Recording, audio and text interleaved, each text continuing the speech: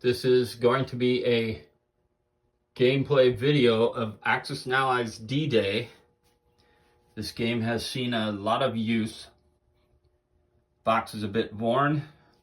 Board's got creases and tears in it. I wanted something a little bit lighter, as my last 4 games I played, Axis and Allies 1914, was I had never gone too deep in the game. And going a little bit deeper took a little bit more digging into the rules, and if I wanted to do any house rules. Shogun, of course, I'd only played once about a year ago, and I was trying to do some expansions, and there wasn't a gameplay guide on the Board Game Geek, so I am trying to create one. So I expect to have that finished hopefully by the time I release this video. That's just the background. The guide will go over the top of that. But had to dig into that, going back and forth in the rule book. Battlecry I'd never played before, and there was no instructions in that game. And then Battle Hot that I'd never played before, I just opened it. So I wanted something lighter that I know very well. It's going to be easy. Obviously, you follow the cards. We know this game has certain win conditions that make it easy for one country over the other, but we are going to play it as though we're trying to defend all 3 cities. Now, likely we will end up giving up on one fairly early, but that is how we're going to play it. The other thing we're going to do is, as the new divisions, as the new reinforcements come onto the board, we are going to mark them. So this is the Panzer-Lehr division there. Can't see that, I suppose. But we are going to mark them on the board with little labels. So each one of these, the British 6th Division here and the British 3rd Infantry Division, are a different color. Now they're going to have labels as well, but I didn't do it to begin because they already have their own labels right now. But as I get into the next round, we'll start to see some labels. So each one is going to have a different color, and then as they start mixing, we will randomize who gets killed. If the odds are about even, we'll probably give the better odds to the newer units that came onto the board. The biggest issue here is, do I have enough different colors to represent them as they come on? I'm expecting that some of them will be dying out and I can reuse colors. And then the other issue will be getting them back into the boxes where they came from, but I'll deal with that later. Right now they're all the same color. I will, as I bring them onto the board, I will change them out to an appropriate color and mark them with what they are. So it'll be an interesting game. We'll see if some of the early units that get on the board, if they can survive throughout the whole thing. I am playing with the order cards, the tactic cards, and the fortune cards. If I recall correctly, I prefer just the order cards, but we want a little bit more randomization in this one just to see. And I do not have any house rules for this game, but I think after I'm done playing this, I will be looking for some house rules online that might make sense, as we know that it's skewed towards one over the other. Maybe the win conditions, victory conditions themselves, is a good house rule to change that up. I'm not sure what people do with that, but my understanding is that it's very easy, or maybe I shouldn't say very easy, but it is easier for one country over the other to win in this game. Either way, it's still fun, and tracking these is going to make it much more interesting. So this is Axis and Allies D-Day in round 1.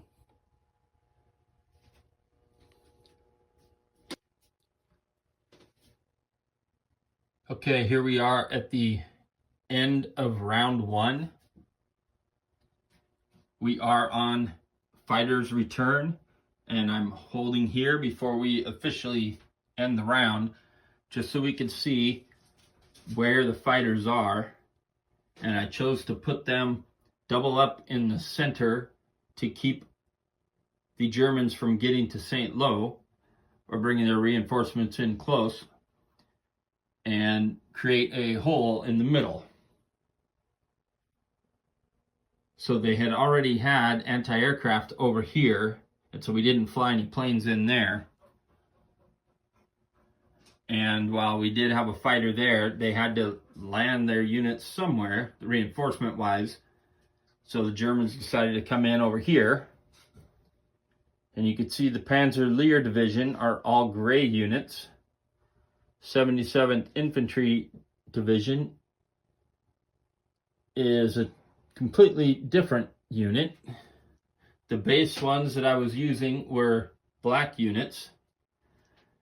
And then over here, looks like we got original Axis and Allies tanks for the 12th SS Panzer Division, the 101st Panzer Brigade, and the 654th Panzer Brigade are also different tank sculpts. Should help to track them as they go. And the same thing's going on here. 51st Infantry Division, 2nd Corps. All different, and it should help. A card was used here that kept Juno Beach from landing. So the Canadians have not yet got into the fight. That is the dog barking at deer. The only group that got completely wiped out was this US 82nd Airborne Division. No, rather they are there. It is the 101st Airborne Division that completely got wiped out. Everybody else has some remnants of still being there. So that is round 1, and we shall see round 2 coming up.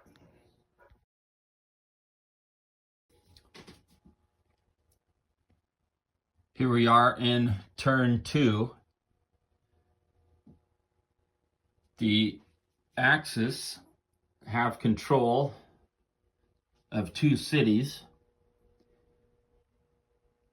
but the Allies are moving in. These units, reinforcements that have come on, are all marked, with exceptions of ones that haven't moved. The British 3rd Infantry Division here is still in the same zone, so I'm keeping them on that label. Each of these should be different units, so they're recognizable. Different sculpts, that is. The cards have played an effect, tactics and fortune cards. It kept the Germans with only 3 reinforcements. The 1st SS Panzer Corps here, 346th Infantry, and the 12th Panzer Division here. That was it on this side of the board. And that was due to the fortune card. Of course, I need a roll for that. I'm seeing that I forgot to do that. So here we go with the fighter there. That would be a miss. So we've got 8 more rounds to go. This is fighters placed on airfield. And once again, we kept 2 fighters here to keep them from getting into St. Lo quickly, and kept on the reinforcement zones as best we could. So at some point we will switch and probably move them into the cities or something along those lines. We shall see. But it seems to be progressing normally. We'll find out D-Day.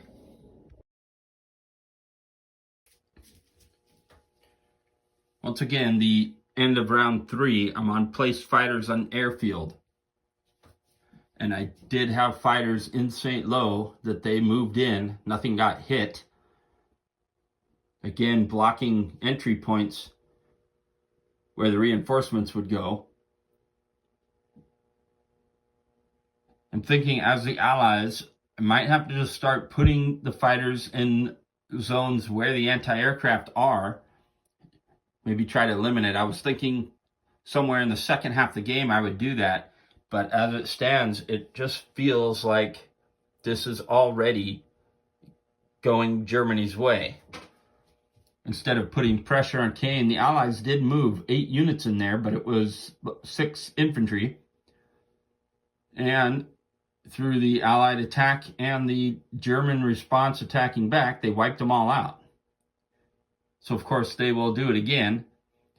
But I was hesitant as the Allies to move up, but rather build and get the 8 units and then move up. And I'm thinking the last time I played this game, or prior, that my strategy actually was you got to push. And I'm just trying to remember. I honestly don't remember how I played it, but that's how it's looking right now, is you got to put pressure on these cities right away, get your presence in there. Maybe have the planes in there and put them in danger. But I was planning to do that in the second half in round 5, 6, 7, 8. Okay, look at that. It goes 10 rounds. So, yeah, 5, 6, 7, 8, 9, 10. But we might start to do that in the next round, in the 4th round. Because you look at the German reinforcement chart, it's close to half full still. That's pretty strong. Meanwhile, the British are almost out, and the Americans more than half. So Kane stands strong. Although I've got a lot of units here, it's a little more sloppy than I was thinking in my head. I got some Memoir 44 there. And over here, some Axis and Allies minis and some counters. Not that I don't have the miniatures, I probably do, but digging them out, I got the plastic bins. I'm not opening boxes. I'm only using the bins that were already stored. But this is the end of round 3. We're about to land the fighters. And it does appear already that the Germans are going to hold. And I seem to recall a much easier time to get into Kane, like right away. And we did move the 8 in there. We just got ousted. So once again, they'll move in. And we'll see. So, on to round 4 after this.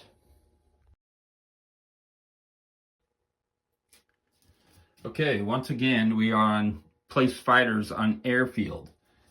In the 4th turn, and suddenly things look different.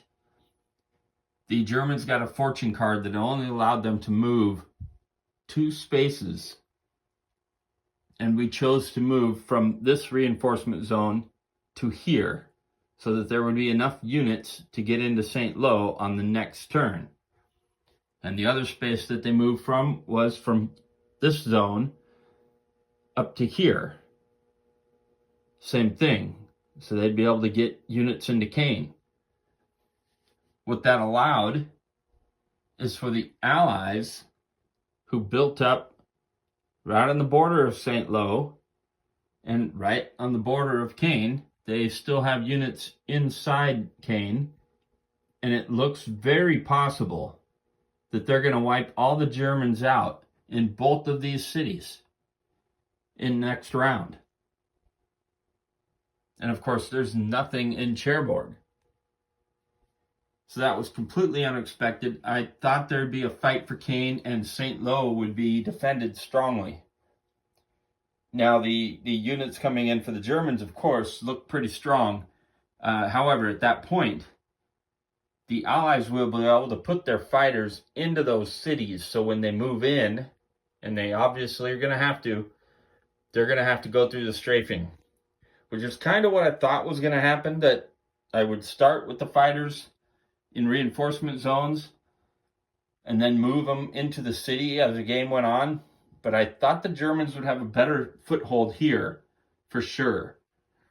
And that this one would be in battle. But that fortune card definitely changed things. I really thought the Germans had a clear advantage after last round. And still, that might be true when you consider the reinforcements. The British are done. They don't have any more coming in, and the Americans have very few. Meanwhile, the Germans still have a solid amount coming in. I am having a hard time finding different units, different sculpts for everything that I got on the board. In some cases, I've got the same ones on opposite ends of the board. There's our first tiger on the scene.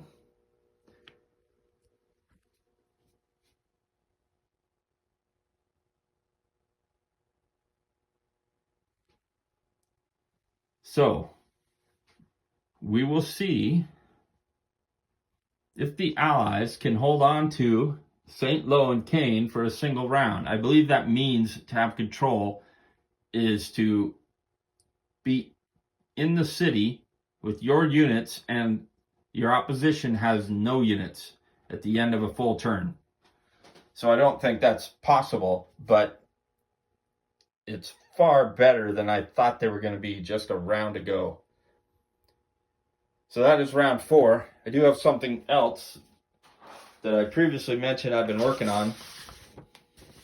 And in case it isn't clear, when I play these games, they can be on the board for like a week to 2 weeks, and some of the bigger games, honestly, a month or longer, just depending. It's really hard for me to sit down and play an entire game out, even on the easier ones. But in the meantime, while I come out and try to get a turn or two in, my Shogun Big Box Quick Play Guide, which didn't exist, is nearly complete. I was able to get the background the way I liked it. Show as the game has castle. You've got these enemy daimyo and his advisor here, which is the red insignia, overlooking this valley that is controlled by the blue. I've still got some stuff to work on here. I want this watchtower to be visible so it can clearly be seen that it's a blue watchtower, but when this thing's fully complete, it will go on Board Game Geek. I'm liking how it's turning out. And back to D-Day. Moving into round 5. And we have not lost any fighters or bombers, but there have been a couple opportunities that just didn't happen. So we shall see. Another round in the future coming after we land these fighters.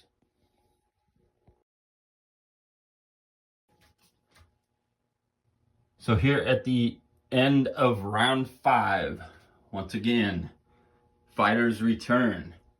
The Allies put as many fighters as they could into St. Lo and into Caen, forcing the Germans, when they came in, to go through strafing.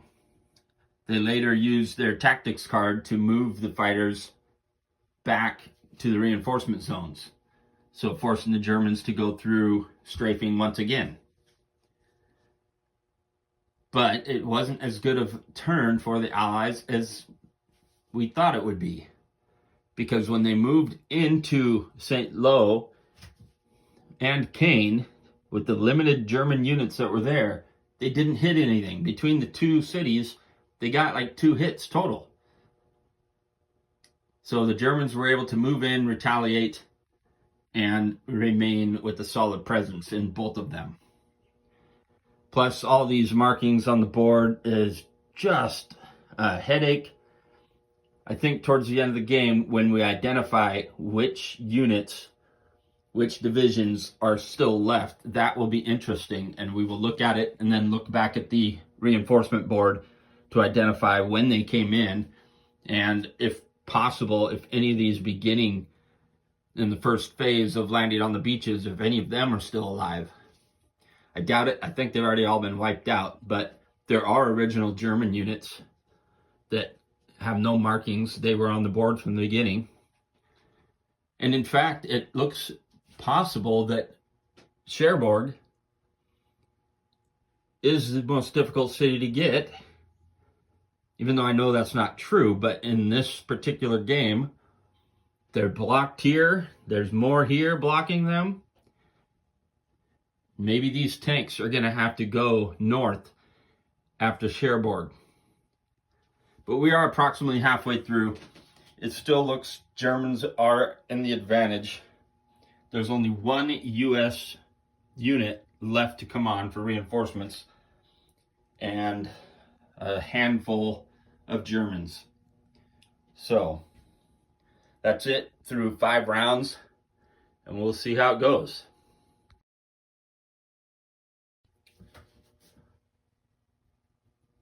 End of turn 6. Once again, fighters return. Problem this turn was that the fortune card left all of the bombers and half of the fighters in base. They could not operate.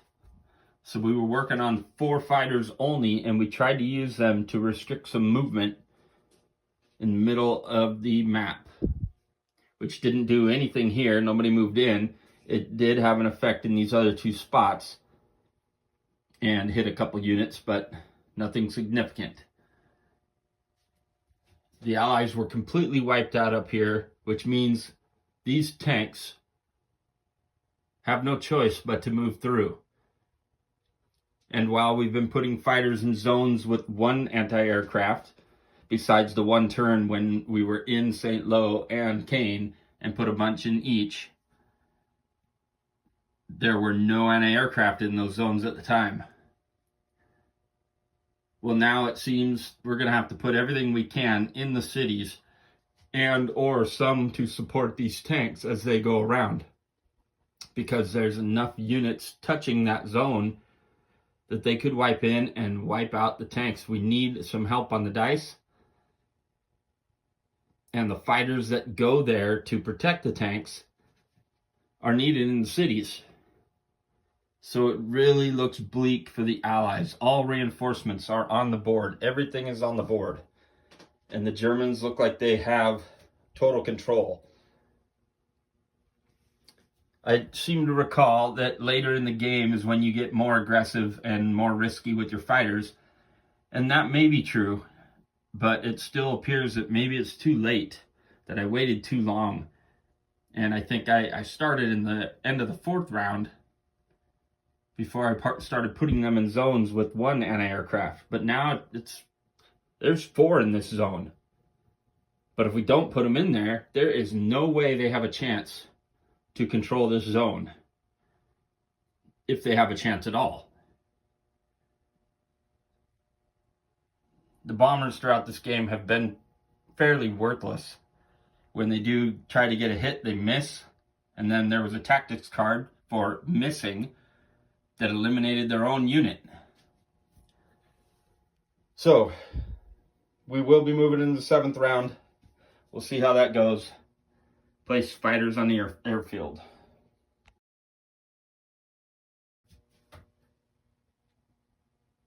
So the end of round 7, fighters return to airfield. A few things happened this round that restricted the Germans' movement. They could only move out of 2 zones, so chose to move out of this beachhead to come over here and stop the tanks. They did have 3 fighters there, another couple fighters here, and then 3 fighters over into Caen. The other area the Germans moved out of was this zone. So now they have 8 units here ready to go into Caen next round. But for now, the Allies control Caen, the Germans control St. Lo, and the plan to get to Cherbourg is stalled. The Germans will easily be able to move more units over here to go after these tanks. The Allies have 2 options. They can move an artillery over and hope to get a fortune card that allows them to move twice. But that would be a hope, because they're not going to be able to get to Cherbourg with the turns remaining. Or this tank right here could move 2 each turn, and that gives them exactly 3 turns to get to Cherbourg. But that's going to have to sneak around the outside, hoping that the Germans are busy throughout that time. And that is all with the thought that they're going to still be able to get into St. Lo. Pretty much the units that are here is everything they have. And the Germans have this city surrounded. So they've lost a couple fighters, and it looks like they're really going to have to put focus on fighters and bombers here in St. Lo next round. And happens to be right here, this Canadian 3rd Infantry Division is still alive. They were in the opening Juno Beach. There might be some others, but that one I just happened to see, and we are late in the game. So we will check over that, as I said, at the end of the game. But we're about to land the fighters and continue another round. The Allies have a plan, even though it is more like a Hail Mary type of plan. We'll see how that goes. Okay, once again, the end of round 8. Ready for the fighters to return to the airfield. And this was a bad round for the fighters and the bombers, because we have 1, 2, 3 fighters left. Those fighters were in Caen. Well, they are in Caen, just not much room there. I realize my labels, I perhaps should have done like a dark label and a green label or something, so you could tell the two sides. I was hoping that the unit themselves would show that, but some of the Allied units, like this one, is actually green, but it does look dark, so it doesn't really translate well. In the end, as I've said before, we'll be able to tell some of these units that have been on the board and survived, that have been there from the beginning, which is what I'm looking for. However, the Allies did get that fortune card that allowed them to move 2, moving this artillery 2 spaces from over here. Now they still need, there's going to be rounds 9 and 10, which won't get them to Cherbourg. So they still need it again. In fact, the British sent a tank all the way across 2 spaces to here to back up that artillery. The Americans still had 2 tanks here, but they can't leave that territory until they clear it. And clearing it seems to be a problem because there are too many Germans there. So it is simply a hope, a dream to get to Cherbourg. They need a little fortune. Of course, that doesn't matter if they can't take St. Lo, and there are only 2 artillery left for the Americans in St. Lo. More Germans to come in, and some that could turn around if they have to.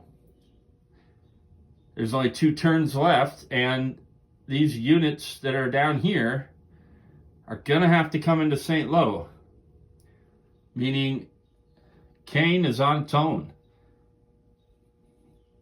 The Germans here and here will likely turn around and come over to Caen. But everything else is going to have to go to St. Lo. So at this point, it still looks to be in German control. But we will play it out and find out. We are headed into round 9.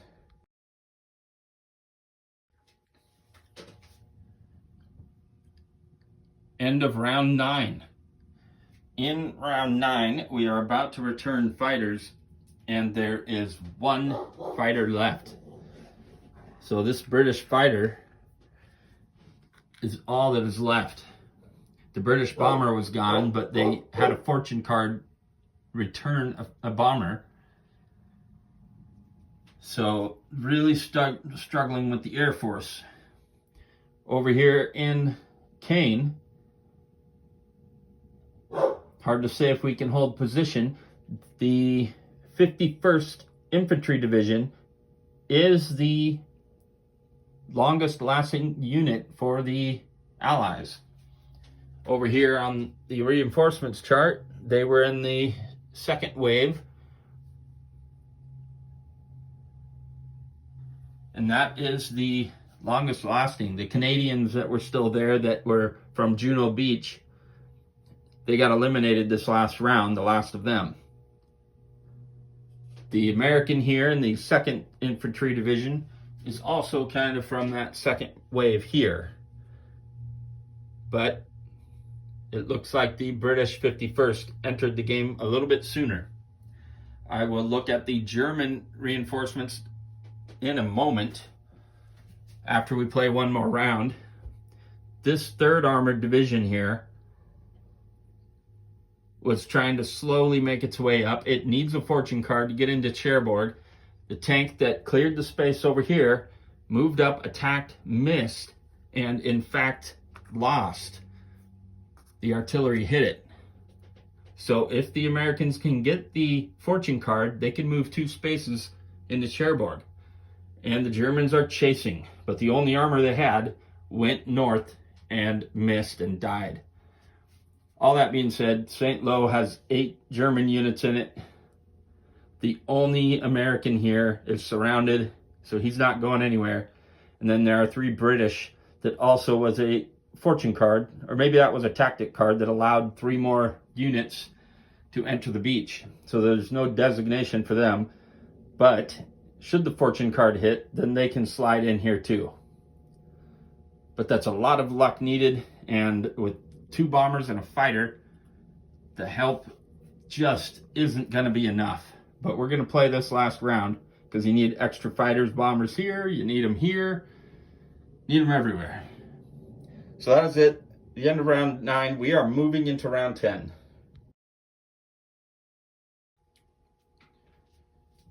Okay, that is it. This game has come to an end. It is, of course, a German victory.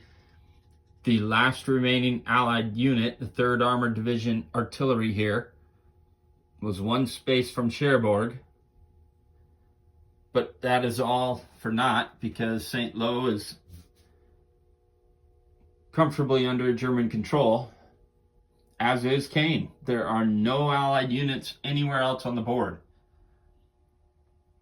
And the 3rd Armored Division was the last division to enter the game. For the Germans, there are actually artillery that have been there from the beginning in various locations on the game board. About 5 total. And then we have the 12th SS Panzer Division here and the Panzer Lehr Division. Both of these came in the first wave. There's the Panzer Lehr Division right at the beginning, and the 12th SS Panzer Division very early. So drastically different for both sides. I think in the next game, I am going to give the Allied tanks a defense of 3 to match the German tanks, just as a slight change. And we're going to get rid of the tactic and fortune cards, and we're not going to use those. I am not sure yet if I want to do the units the same way I did this time, because it was a hassle and it doesn't clearly show the differences. If you just stick with the green and the tan, that's clearly different than the black or gray Germans. Not to mention, it was more difficult for me to find Germans that were but clearly different, because I really only have the black or gray, where the British and Americans and even Canadians, I have some variety of units, a lot more than just what the Germans have. So this is the first time I've played this game in a few years, and we will adapt our strategy for the next game before we remove it from the board. That is it.